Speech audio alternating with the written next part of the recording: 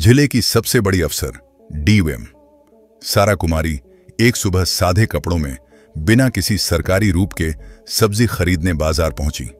उनके चेहरे पर सादगी थी, चाल में आत्मविश्वास, लेकिन किसी को अंदाजा तक न था कि यह खातून इस जिले की डीएम हैं। सारा सीधा एक ठेले के पास जाकर रुकी, जहां एक करीब 30 साल की सब्जी वाली औरत सब्जियां बेच रही थी। सारा ने मुस्कुराकर सब्जियों के दाम पूछे ही थे कि अचानक एक छोटा बच्चा दौड़ता हुआ आया और उस औरत से लिपटकर बोला, मम्मी मुझे स्कूल छोड़ दो ना, लेट हो रहा है, नहीं तो टीचर डांटेंगे। सब्जी वाली बोली, बेटा थोड़ी देर रुको, पहले इनको सब्जी दे दूं, फिर तुम्हें छोड़ने चलूंगी। बच्चा जिद करने लगा, नहीं मम्मी अभी चलो ना प्लीज, बहुत देर हो गई है। यह सब देखकर डीएम सारा कुमारी का दिल पसीज गया। वह मुस्कुराकर बोली, आप बच्चे को स्कूल छोड़ आइए, मैं आपकी दुकान संभाल लेती हूं। सब्जी वाली थोड़ी हिचकिचाई, मगर सारा के भरोसे भरे लहजे ने उसे हिम्मत दी। उसने कहा, ठीक है बहन, मैं जल्दी लौट आऊंगी। और वह अपने बेटे को लेकर स्कूल की तरफ निकल गई। उधर सारा ठेले पर खड़ी चारों तरफ के माहौल को गौर से देख रही थी। तभी एक मोटरसाइकिल ठेले के करीब आकर रुकी। उस पर बैठा इंस्पेक्टर विकास शर्मा था। वह उतरते ही ताना मारते हुए बोला, तू कब से यहां सब्जियां बेचने लगी? यहां तो एक औरत हुआ करती थी, वह कहां गई? सारा कुछ कहती, उससे पहले ही सब्जी वाली वापस लौट आई। इंस्पेक्टर को देखते ही उसके चेहरे पर घबराहट छा गई। झुककर बोली, क्या चाहिए आपको इंस्पेक्टर साहब? जो मुंह मांगे ले लीजिए। इंस्पेक्टर विकास ने बेजा हुक्म दिया, आधा किलो टमाटर दे, 1 किलो भिंडी और आधा किलो फली भी। औरत ने बिना कुछ कहे जल्दी जल्दी सब्जियां तौल दी। इंस्पेक्टर विकास बिना एक पैसा दिए मोटरसाइकिल पर बैठा और चलता बना। यह सब देखकर सारा कुमारी सकते में आ गईं। कुछ पल खामोशी में गुजरे, फिर उन्होंने सब्जी वाली से पूछा, बहन इसने पैसे क्यों नहीं दिए? आपने कुछ कहा क्यों नहीं? औरत की आंखों में मजबूरी झलक रही थी। धीमी आवाज में बोली, बहन क्या बताऊं, यह इंस्पेक्टर रोज ऐसे ही सब्जियां ले जाता है। जब कुछ बोलती हूं तो धमकाता है, कहता है मुझसे पैसे मांगेगी, अभी तेरे ठेले को उठवा दूंगा। डर लगता है, अगर ठेला चला गया तो घर कैसे चलेगा, बच्चे क्या खाएंगे, इसलिए चुपचाप दे देती हूं। यह सुनकर सारा कुमारी के चेहरे का रंग बदल गया। वह अंदर तक हिल गईं। उन्होंने गंभीर लहजे में कहा, बहन अब ऐसा नहीं होगा, आप घर आराम कीजिए, बाकी मैं देख लूंगी कि वह इंस्पेक्टर पैसे देता है या नहीं। अगर नहीं दिए तो कानून की ताकत दिखाकर रहूंगी। औरत की आंखों में आंसू थे, मगर पहली बार राहत और उम्मीद झलक रही थी। अगली सुबह सारा कुमारी ने गांव की आम औरत का भेष बनाया। न मेकअप, न कोई पहचान, साधारण साड़ी पहने, सर पर पल्लू रखे वह ठेले पर आ खड़ी हुई। ठेले पर खूब सब्जियां सजाई गई थीं। सब कुछ तैयार था। कुछ ही देर में वही इंस्पेक्टर विकास शर्मा मोटरसाइकिल पर पहुंच गया। मोटरसाइकिल ठेले के पास लगाकर घूरते हुए बोला, क्या बात है आज फिर तुम? वैसे तुम इसकी क्या लगती हो? कल भी तुम ही थी और आज भी। सारा कुमारी, जो अब भी आम गांव की औरत के रूप में थी, धीरे से बोली, मैं उसकी बहन हूं, इसलिए आज उसकी जगह ठेला संभाल रही हूं। इंस्पेक्टर विकास ने घिनौनी मुस्कान के साथ कहा, तो तुम तो अपनी बहन से भी ज्यादा खूबसूरत निकली हो, बहुत प्यारी लग रही हो। वह आंखों से ऊपर से नीचे तक घूरता रहा और बेहुदा लहजे में बोला, छोड़ो ये सब, मुझे 1 किलो टमाटर चाहिए, साथ थोड़ा धनिया और हरी मिर्च भी दे देना। सारा ने बिना कोई प्रतिक्रिया दिए सब्जियां तौली और चुपचाप उसके हाथ में थमा दी।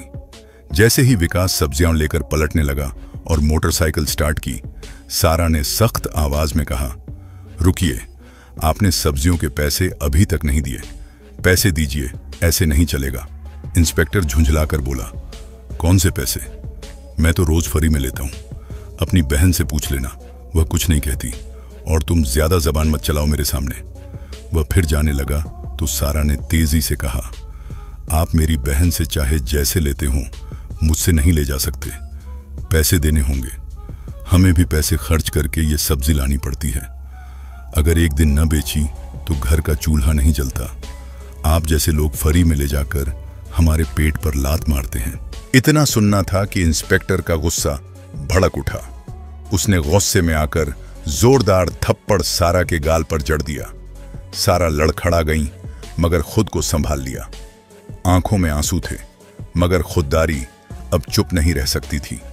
कांपती आवाज में बोली, आपने एक औरत पर हाथ उठाकर बहुत बड़ी गलती की है, उसका अंजाम भुगतना पड़ेगा आपको। इंस्पेक्टर और भड़क गया, चीखा, तू मुझे सिखाएगी, तेरी इतनी औकात। फिर उसने सारा के बाल खींच लिए।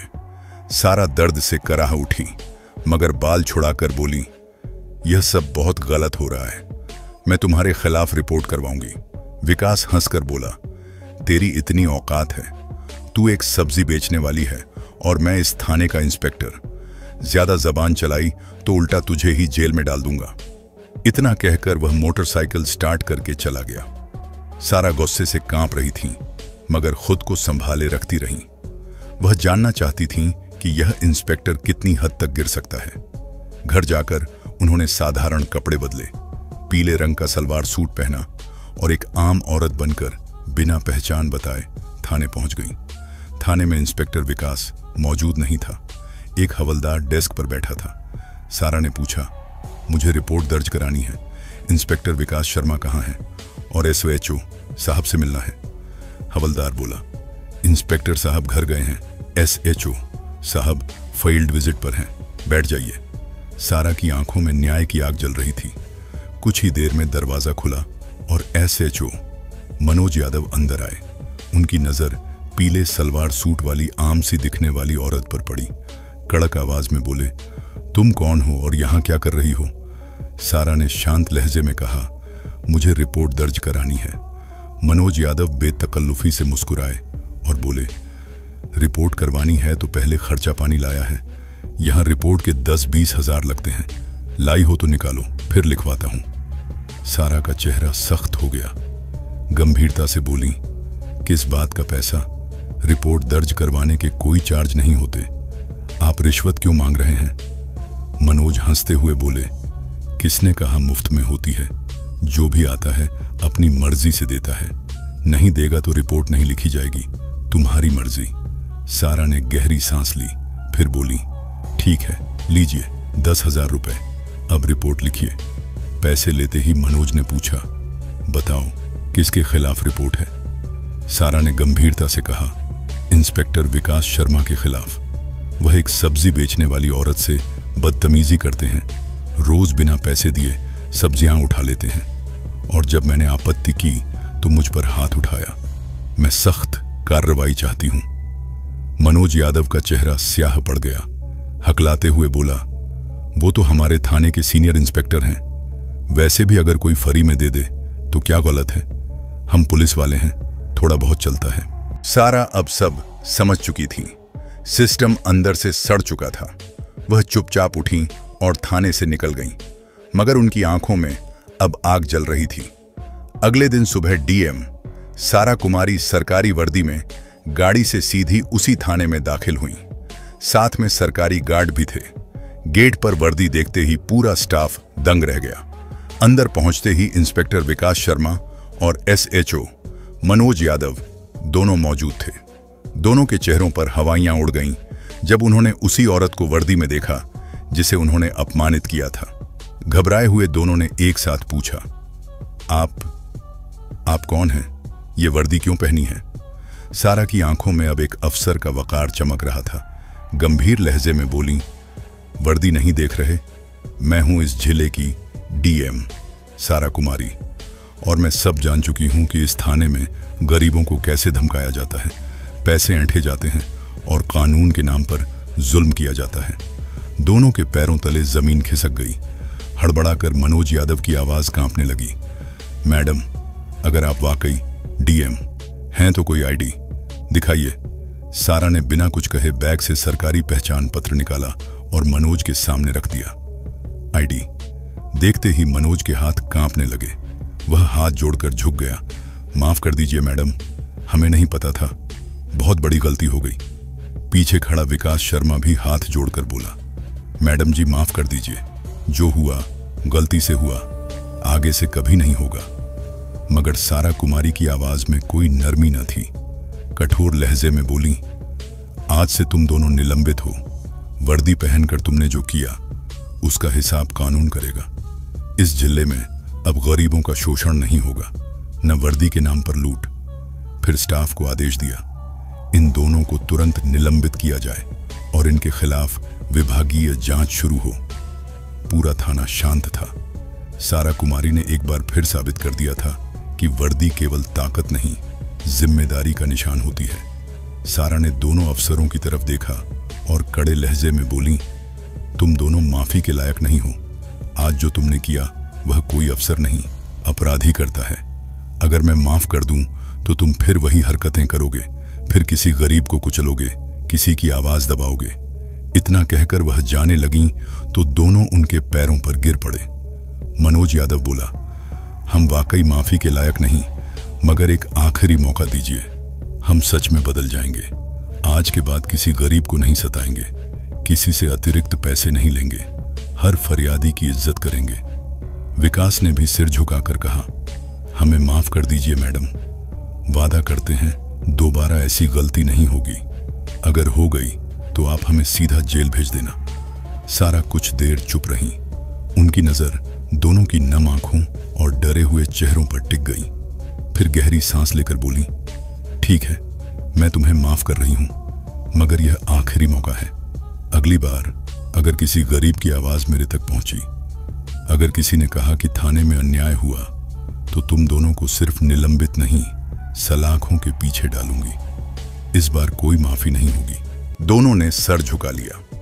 उनका गरूर चूर चूर हो चुका था, मगर अब उनमें सुधार की सच्ची झलक नजर आ रही थी। थाने से निकलते वक्त सारा ने पूरे स्टाफ पर एक नजर डाली और बोली, पुलिस की वर्दी डराने के लिए नहीं, भरोसा दिलाने के लिए होती है। इस वर्दी की इज्जत तब होगी जब इसे पहनने वाला खुद इज्जत देना सीखेगा। डीएम के जाने के बाद पूरे थाने में सन्नाटा छा गया। सबके चेहरों पर शर्म और सोच की लकीरें थीं। उस दिन के बाद पूरा थाना बदल गया। अब न रिश्वत ली जाती थी, न किसी गरीब की आवाज दबाई जाती थी। हर फरियादी की बात सुनी जाती, रिपोर्ट बिना पैसों के दर्ज होती और सड़क से बाजार तक पुलिस लोगों की मदद करती नजर आती। सब्जी वाली खातून भी अपने ठेले पर मुस्कुराती हुई बैठती थी, क्योंकि अब उसे किसी का खौफ न था।